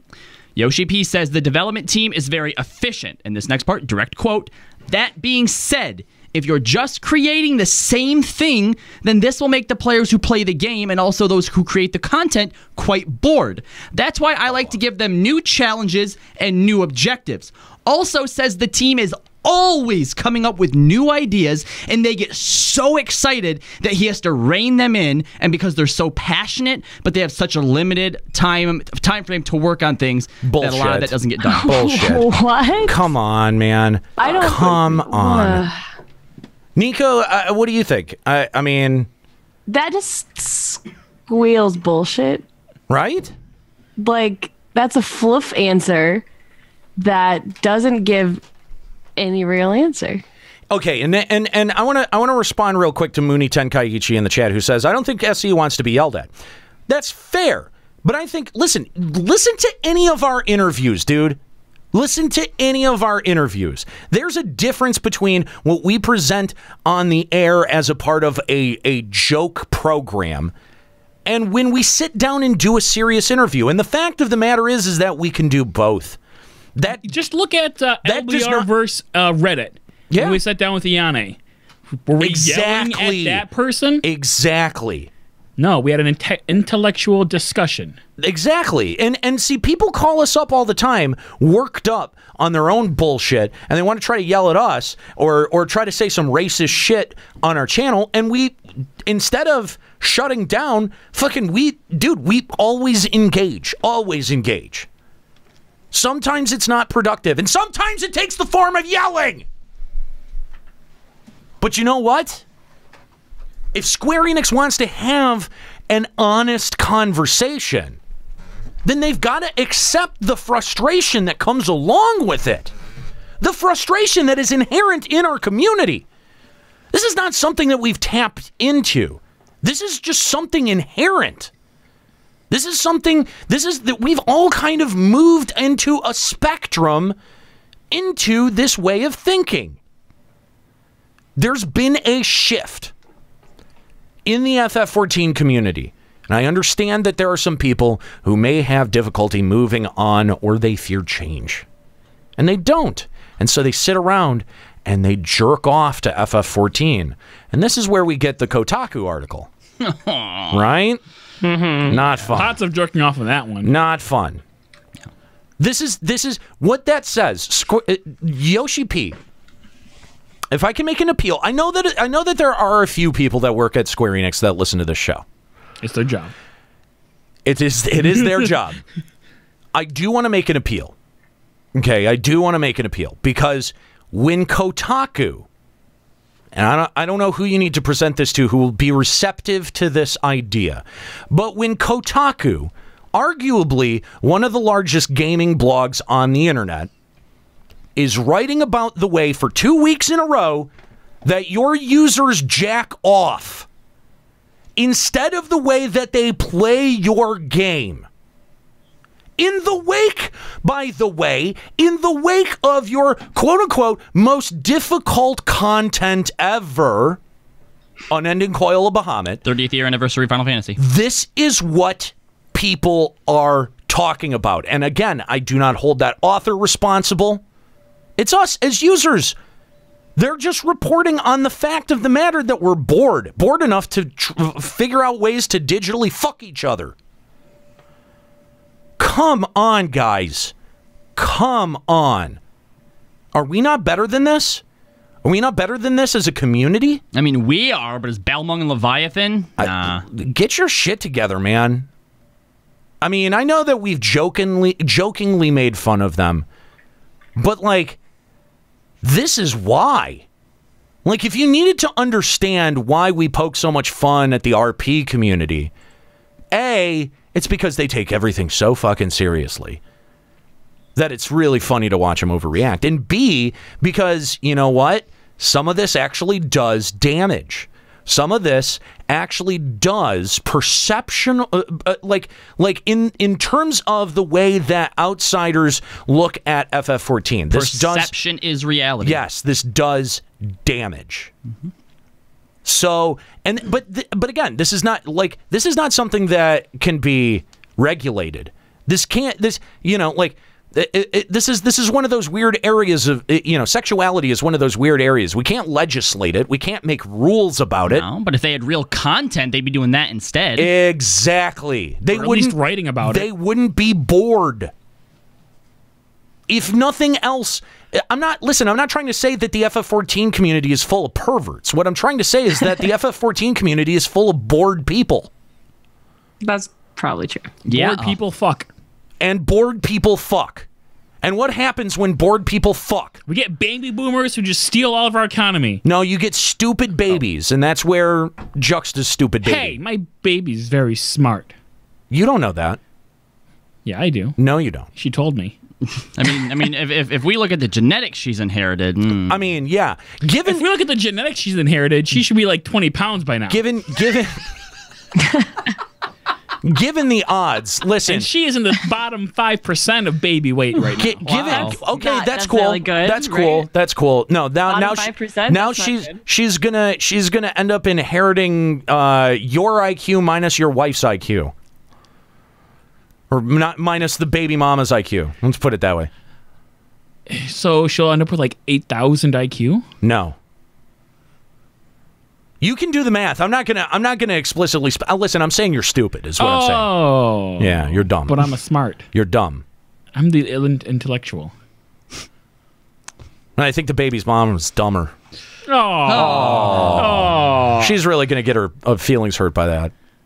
She probably shouldn't listen to this episode. You never listen to that episode. Nobody should listen to this episode because Yosheep is about to hurt our feelings. Watch. She pops up in the chat room. Watch. The one day. The one day. She's popped up in there before. I know. I know. I know. She just has like sensors listening for baby, and when it pops up, she's like, "That's right." She wants to defend her stupid baby.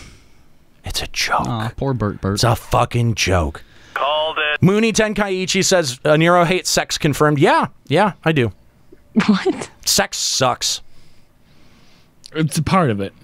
It's just sucking is part of sex. Yes, that is true. It's just distracting. Fucking is a huge distraction, at least for my life, and I need to fucking minimize that part of it. It's still fun though. I mean, it is. Yeah. Well, I'm not dumb. Okay. All right. Yeah. All right. Okay. So the next question was, how many people involved with this? Is the last question, by the way, so make sure that it's a good one. Oh, hold on. because that's totally not the best one. Okay. Here. Throwback. Do you ever think FF11 will stop? And if so, is there room for another FF MMO in FF14? He also asked how the development on FF11 is going.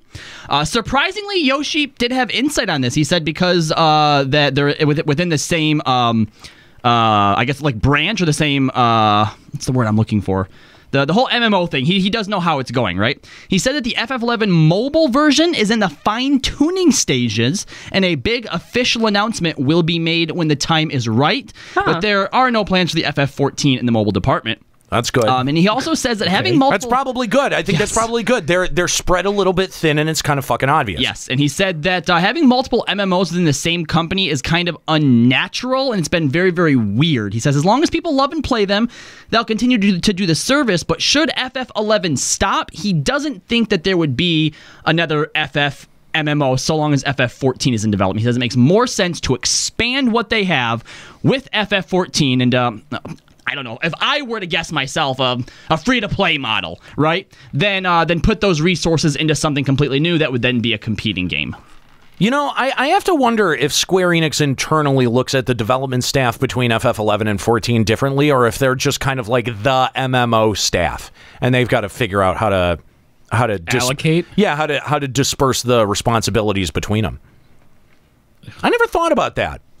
I never actually that never occurred to me. Because it actually surprised me that he said like straight up, he's like, yeah, I know exactly where they are with it. Yeah, that is interesting. Mm-hmm. That is really interesting. And it's also interesting that we're hearing an official unofficial word from Yosheep, not the actual developers of 11.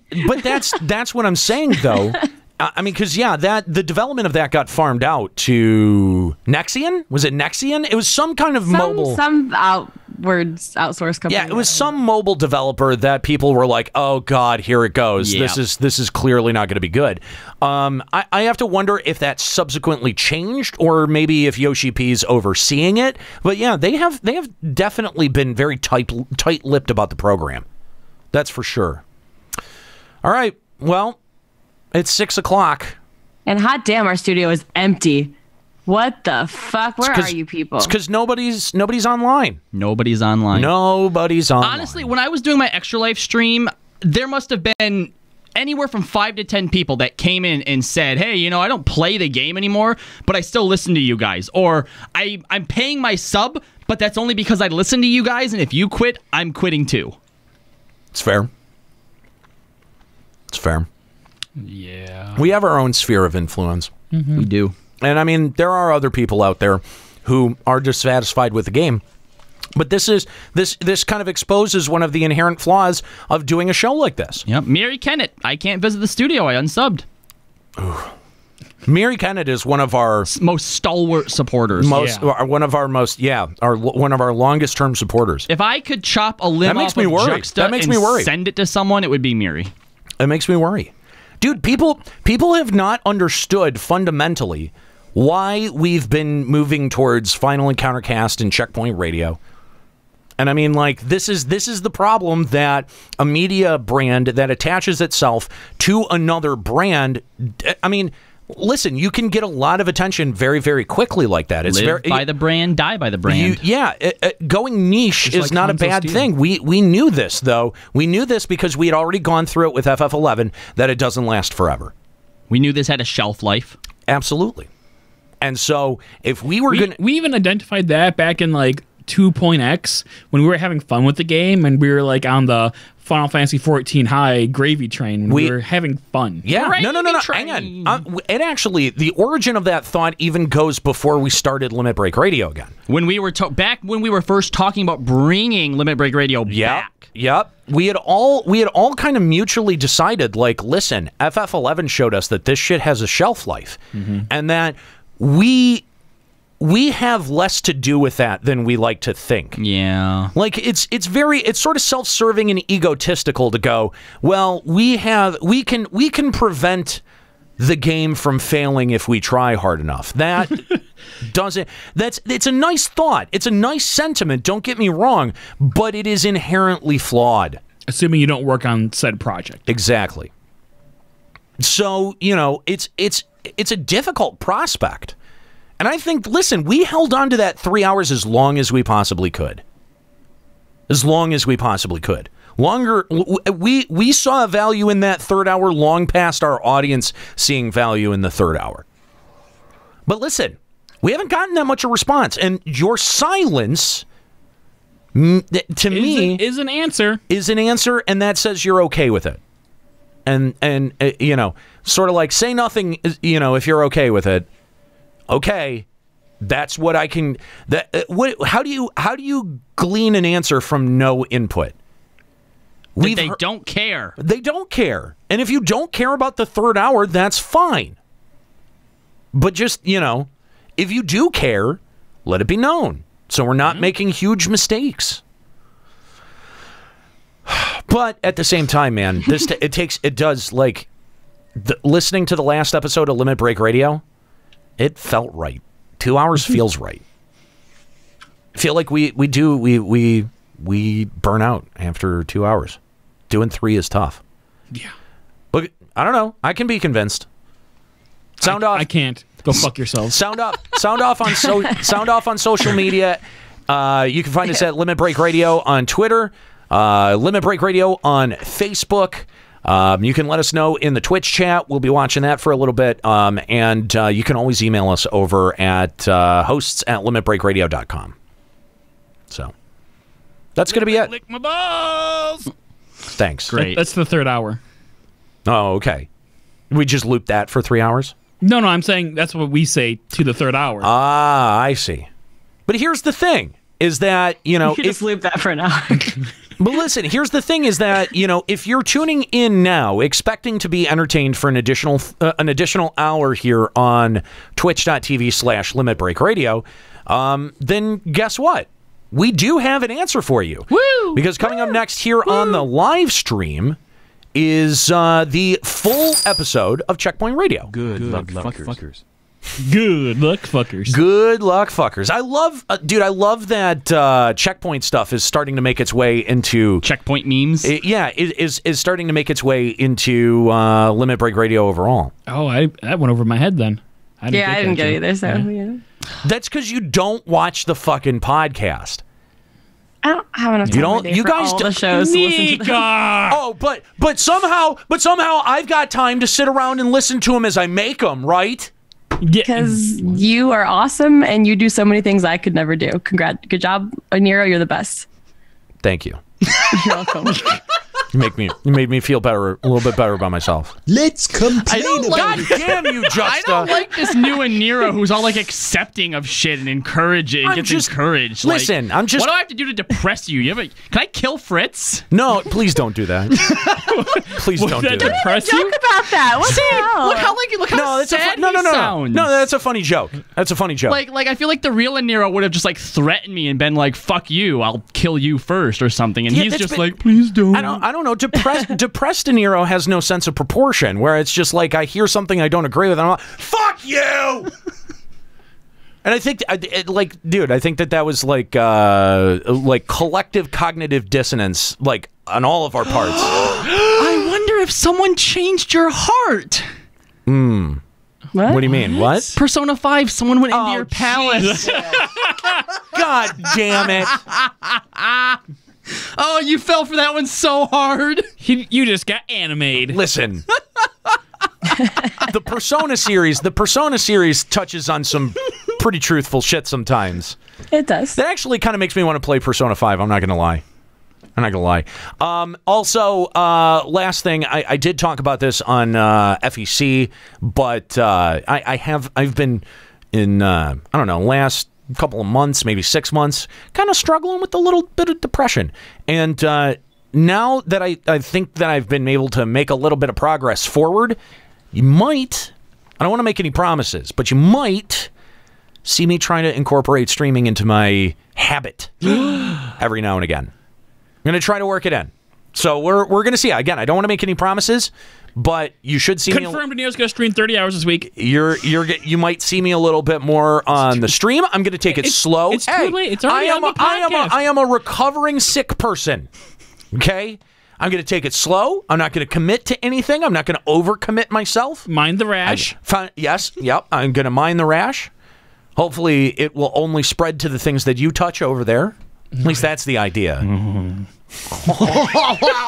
I know you guys. Listen, I know you guys at home can't see because there are no cameras up. But he just licked the foam on the front of the microphone and then licked my teeth. Ugh, that was so gross. So gross. Sound. Anyway, you might see me a little bit more often on the stream, and stay tuned for details about my 24-hour extra life stream where I'm going to be doing my MMO tour. So stay tuned. We'll have details on that at some point. I don't know when, but some point soon, because I definitely have got to do it. All right, guys.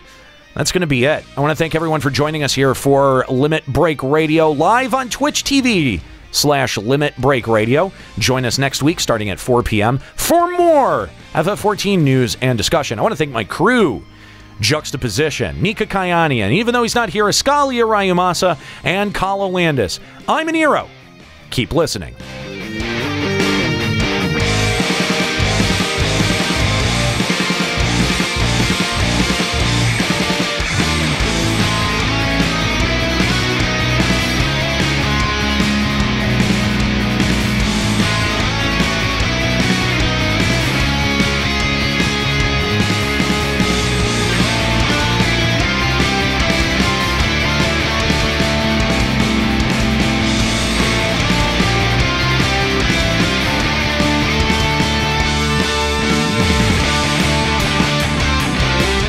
Limit Break Radio is a production of LimitBreakRadio.com and Bender Media Productions. This episode was produced by Aniro Grigori, Kalo Landis, Juxtaposition, and Kooky Persona.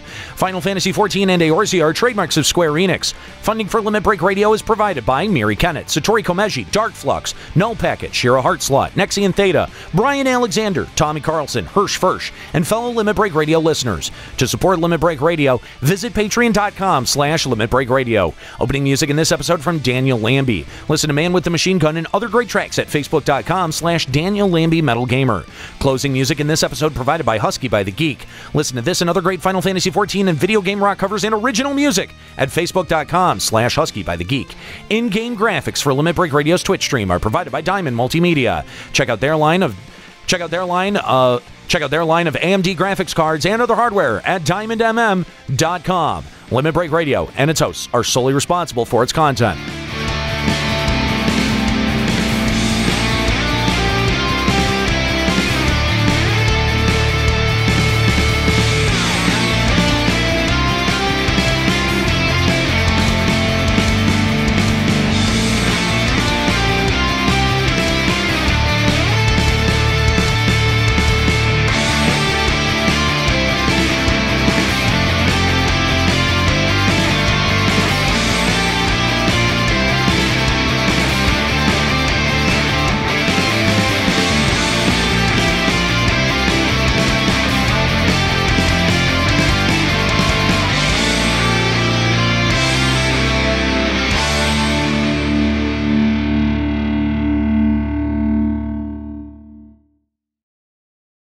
Hey guys, thanks so much for tuning in to today's episode of Limit Break Radio.